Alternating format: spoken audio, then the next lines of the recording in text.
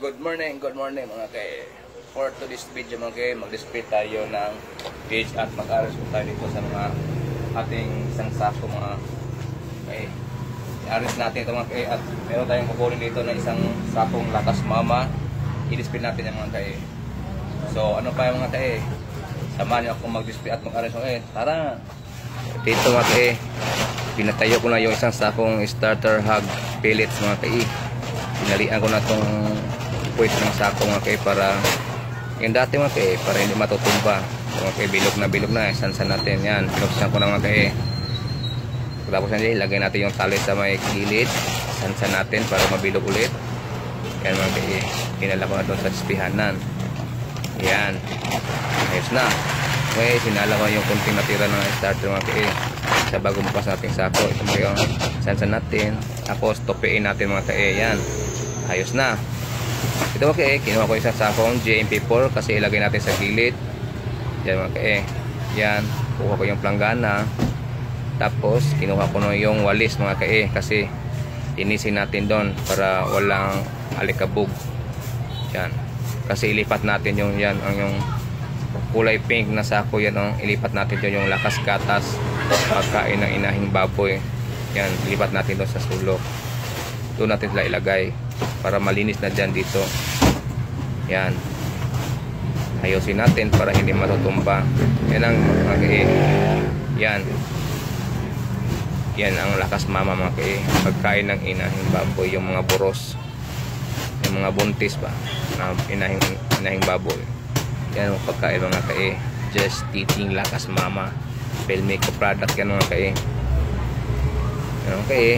Kinuha ko yung isang sakong lakas gatas kasi ilipat natin doon. Yan, mataas na ang pile natin mga kae. Ilang sako na kaya yan? 2, 4, 6, 6 pang 7 to mga kae. Yung isang sako yung inasot natin. Bigat ata to mga kae, 50 kilos yata to. 50 kilos ang isang sako mga kae. Yan, tupik natin pagka hindi matutumba ba. Ayos natin. Yan mga kae, ang pawis ko dito. Yan mga kae, kumuha ko na yung isang sakong nakasama kasi i-display natin yan mga kae. Ito mga kae, tinali ko na yung puwit ng sako dito mga kae. Grabe, daming pawis ko dito mga kae. Tagal ko na buksan itong isang sako mga kae.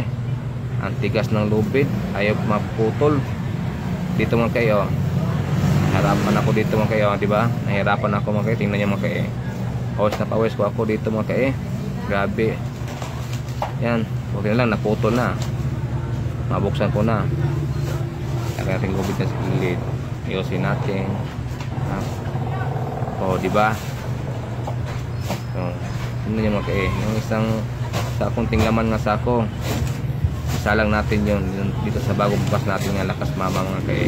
Yan, ayusin natin para hindi matumba yan. Dito mga kae, may dumaan nga isang sasakyan naman, magandang tugtog. Kuminto pa sa kabila. Yan, pasayaw ako tuloy dito. Tingnan nyo lang. Yung step ko, di ba? Parang uod. Salang natin yung isang matitirang lakas mama mga kae. Sayaw muna tayo mga kae. Tanggal pagod ba, di ba? Sus, morjog. Watig nagtiil mga kae. Di ba? Tupiin natin mga kae. Tupi tayo magsayaw, diba? Enjoy lang ba sa life? Ibang buhay pa tayo. Yan lang. Okay, diba mga kae? Tupiin natin para maganda tingnan sa mga sapag. Tupiin natin sa ating mga damit ba? Yan diba? Malinis na pag tinupi na, diba mga kae? Tingnan yung starter, diba? Ang linis tingnan pag tinupi yung sako. So, paano mga kae? Dito lang ating matatapos ang ating video mga kae. Thank you for watching. Paki-like naman and share sa ating video mga kae. God bless.